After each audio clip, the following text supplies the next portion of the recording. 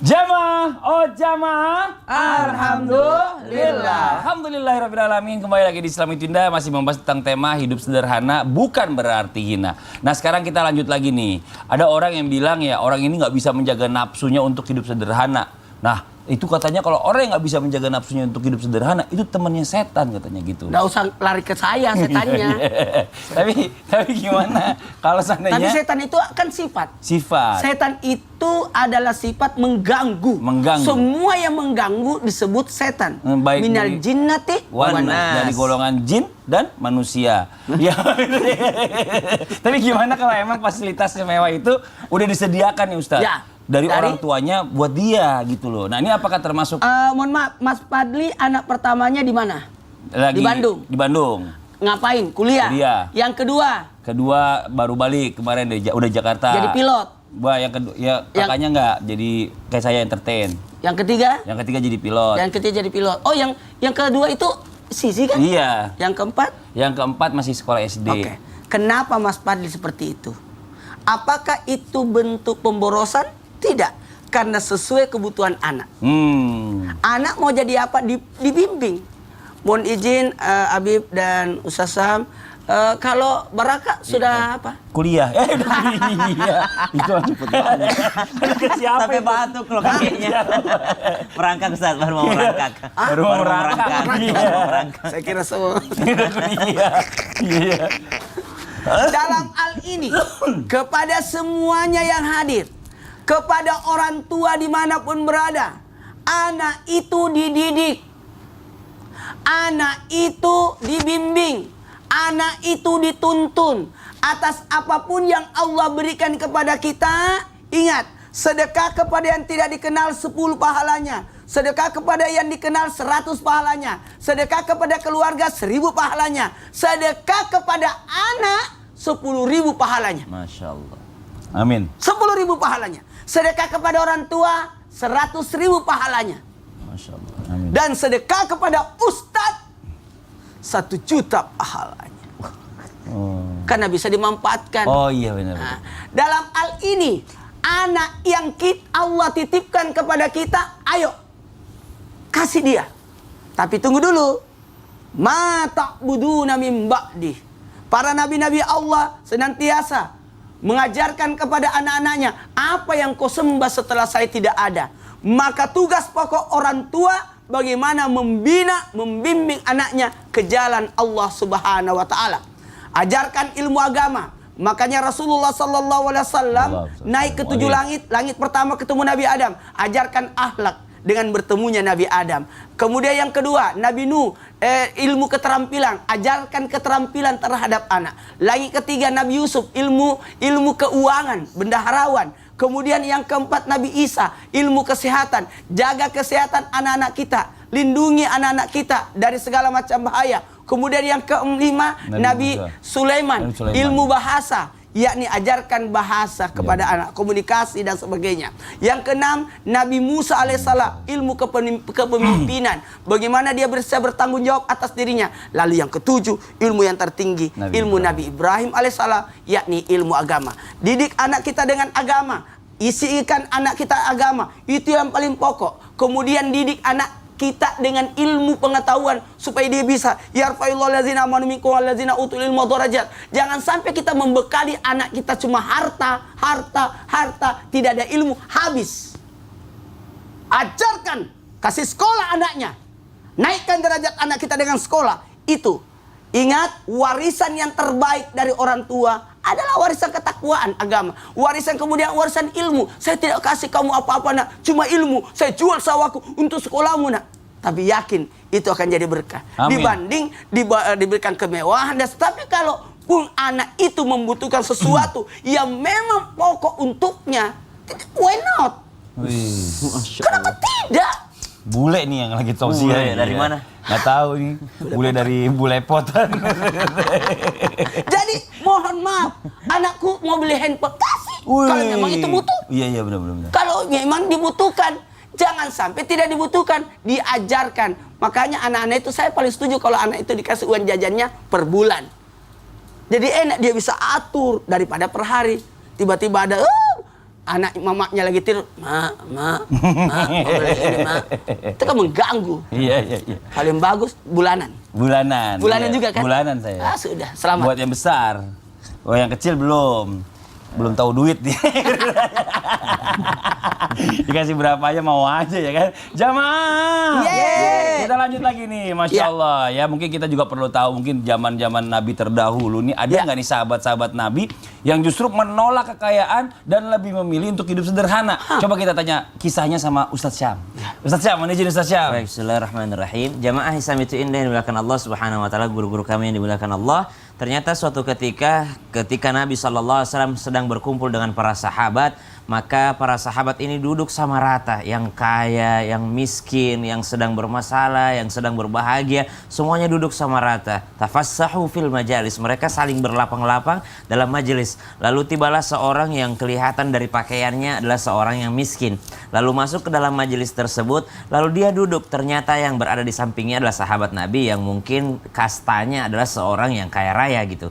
Lalu akhirnya duduklah orang miskin ini. Ketika dia hendak duduk, maka orang kaya yang ada di sampingnya agak sedikit menarik jubahnya. Subhanallah. Namun ternyata ini tidak luput dari pandangan baginda Nabi SAW. Allah memperlihatkannya, lalu Nabi SAW pun menegur daripada orang kaya tadi. Kenapa engkau menarik jubahmu? Kata Nabi SAW. Apakah engkau takut jubahmu kotor terkena oleh orang yang di sampingmu? Apakah engkau takut terhina duduk di sampingnya? Apakah engkau takut jikalau engkau duduk bersamanya kekayaanmu akan pindah kepadanya? Apakah engkau takut kalau engkau duduk di dekatnya maka engkau akan ketularan daripada kemiskinannya? Maka menetes air mata orang kaya tadi dengan mengatakan, maafkan saya ya Rasulullah. Ya Allah, maafkan saya wahai saudaraku. Maafkan saya jikalau ada dalam hatiku kesombongan merasa diriku lebih baik darimu karena harta yang dititipkan Allah kepadaku. Ya Rasulullah, izinkan saya menebus daripada kesalahan saya hari ini. Wahai saudaraku, izinkan saya menebus daripada kesombongan saya hari ini. Mulai hari ini kusedekahkan daripada setengah hartaku. Ambillah daripada setengah hartaku wahai saudaraku. Maka subhanallah, ketika ditawarkan diberikan daripada setengah harta tersebut tadi, maka orang miskin ini berdiri di hadapan Nabi SAW. Ya Rasulullah, izinkan saya menolak kekayaan tadi. Izinkan saya menolak pemberiannya. Kenapa engkau tolak? Karena saya khawatir jikalau 50% daripada kekayaannya tadi ada pada diriku, aku akan bersikap yang sama dengan dirinya tadi. Subhanallah. Maka ternyata kekayaan itu bisa saja dimiliki seseorang asalkan orangnya soleh. Kalau kemiskinan pun bisa dimiliki seseorang asalkan orangnya soleh. Intinya adalah kesolehan. Kalaupun dia miskin lalu dia tidak soleh, maka celakalah dia. Udah nggak dapat dunia, udah nggak dapat akhirat pula. Lalu dia di dunia menjadi orang yang mungkin dengan kemiskinannya dia tidak mempunyai ilmu, maka subhanallah adalah sesuatu yang tidak baik. Atau mungkin dia kaya raya lalu dia tidak soleh, dia tidak tahu mempergunakan untuk apa kekayaannya. Kalau dia orang soleh, baik dia orang miskin, dia menjaga dirinya dari meminta-minta. Kalau dia orang soleh, baik dia orang kaya, maka dia akan menjaga dirinya daripada mencelakai orang lain, merendahkan, meremehkan orang lain. Bukankah baginda Nabi SAW mengingatkan kepada kita semua agar mencintai fakir miskin, agar dekat dengan orang-orang miskin, bahwasanya ada keutamaan terhadap orang-orang miskin. Tapi sahabat Nabi SAW tidak semuanya dalam keadaan kemiskinan. Contoh misalnya Sayyidina Abu Dzar Al-Ghifari. Ketika Sayyidina Abu Dzar Al-Ghifari bersama dengan baginda Nabi SAW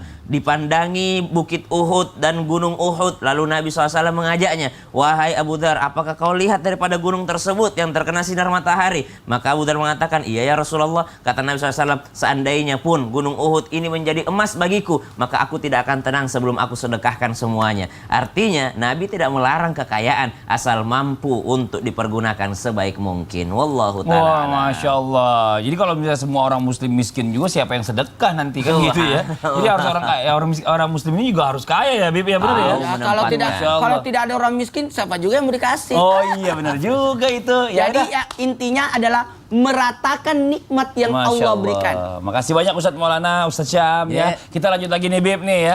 Kita akan masuk ke pertanyaan-pertanyaan. Sekarang kita akan menjawab pertanyaan masuk yang diberikan jamaah Islam itu yang ada di rumah. Kalau gitu langsung aja kita masuk ke segmen Tanya Dong Ustadz. Kami semua tanya dong Ustadz. Kita masuk ke pertanyaannya nih. Ini dia pertanyaan dari Instagram hamba Allah. Assalamualaikum Ustadz. Waalaikumsalam warahmatullahi wabarakatuh. Ibu saya suka banget simpen-simpen barang-barang yang saat saya kecil pun masih disimpan ya. Ya kalau barang bisa dimanfaatin mah nggak apa-apa disimpan. Tapi ini malah barang-barang yang nggak berguna. Dan beliau bilang ini mubazir kalau dibuang. Dan pasti bisa dipakai suatu saat. Tapi tetangga kerap mengatakan kalau ibu saya itu suka ngumpulin barang-barang bekas. Saya pernah bilang ke ibu saya kalau barangnya udah nggak bisa dipakai dibuang aja. Atau kasih kalau masih ada yang bagus didonasikan aja. Tolong solusinya Ustadz, apakah benar ini hidup sederhana karena dia memikirkan untuk dipakai di masa depan? Nah ini Beb, ini mohon izin nih Beb nih, gimana hukumnya dalam Islam kalau seandainya barang-barang bekas ini masih disimpan nih karena insya Allah masih bisa dipakai di masa depan. Ini penjelasannya bagaimana nih ya? Kolektor. Sebenarnya antara kolektor sama demen kebek rumahnya ya. Mohon izin, silakan. Beb, penjelasannya Beb. Ustaz Maulana, Mas Fadli, Masya Allah. Pemirsa yang dimuliakan oleh Allah Subhanahu wa Ta'ala, pembahasan menumpuk barang ini ada beberapa macam. Ada menumpuk barang seperti kayak gitu tuh tadi tuh. Baju anak yang pertama disimpan buat kapan? Buat nanti anak yang ke-10. Kesian banget tuh anak ke-10 pakai baju anak yang Bekas pertama. semua. Udah demek, dekil, macem-macem warnanya udah butek. Iya. Ada juga model-model kayak kolektor ya, dia suka ngoleksi tas, ada ngoleksi sepatu, ada ngoleksi jam tangan, ada juga yang suka numpuk nih bahasanya apa ya, nimbun. Ada musim beras, timbun beras. Lagi langka minyak, timbun minyak. Langka masker, timbun masker. Apa aja ditimbun, hati-hati. Takutnya pahala kamu ditimbun sama Allah Subhanahu wa Ta'ala. Kalau misalkan timbun menimbun, kalau itu masalah urusan pokok, kebutuhan pokok, bensin, makanan, beras, kayak gitu, pokoknya pokok-pokok yang dibutuhkan saat itu, maka hukumnya haram. Tidak boleh, berdosa. Tapi kalau misalkan perkara-perkara kayak tadi, ngumpulin pakaian atau ada koleksi jam tangan ini itu, lihat kalau misalkan itu barang-barangnya halal maka sah-sah aja boleh. Dan kalau misalkan didapatkan dengan hasil rizki yang halal juga boleh-boleh aja. Cuman kita ingat umur kita ini nggak selamanya. Takutnya ntar kita udah keburu mati, belum kita sempet nikmatin, nanti harta yang kita miliki semuanya itu diminta pertanggungjawaban di hadapan Allah Subhanahu wa Ta'ala. Karena ini berbeda dengan Rasulullah. Rasulullah SAW itu suka banget tuh ngebagi-bagi. Suatu hari dapat seekor kambing sama Rasulullah dipotong, akhirnya semuanya dagingnya dibagi-bagiin. Sampai di rumah tinggal sepotong doang. Sampai Sayyidah Aisyah nanya, ya Rasulullah, ini semua kambing dibagi-bagiin, yang sisa di rumah tinggal sepotong. Ya Aisyah, ketahuilah yang kita bagi-bagi itu yang hakikatnya bakal kembali ke kita. Yang sepotong itu bakal habis. Suatu hari juga Rasulullah pakai jubah keren baru dibikinin. Lagi pakai baju jubah yang keren, ada sahabat yang ngelirik akhirnya sama Rasulullah nggak panjang lebar, nggak berpikir lama-lama, masuk ke dalam kamar. Akhir dibuka jubahnya, diganti dengan jubah yang lain, dikasih itu jubahnya yang cakep kepada sahabat ini. Ini dia ajarannya baginda Nabi Muhammad Sallallahu Alaihi Wasallam. Karena semuanya ada hisab. Masya Allah. Makasih banyak Bi mas penjelasannya. Waduh. Oh boleh nggak apa-apa. Iya. Hidup sederhana aja mas. Oh saya bisa kok nanggungnya. Udah aman. Kirim aja ya. Kenapa sih? Jadi aneh. Pengen tahu aja. Mas Fadli, kenapa sih? Ada teman saya nih jamaah, dia tuh nggak mau punya harta, kayaknya dia mau hidup sederhana aja, hartanya mau kasih saya. Ustadz nggak mau. Bagi-bagi dong. Biarin aja buat saya jadi ya. Ayo dong. Makasih ya. Kasih aku dong. Tuh minta juga. Tadi katanya nggak mau jauh-jauh. Daripada apa? Ya udah, ya jamaah Islami Indah di rumah jangan kemana-mana, kita lanjut lagi ya. Tetap di Islami Indah. Kasih lihat alamatnya. Oh jamaah, alhamdulillah. Kali aja aku kenal orangnya. Nggak usah.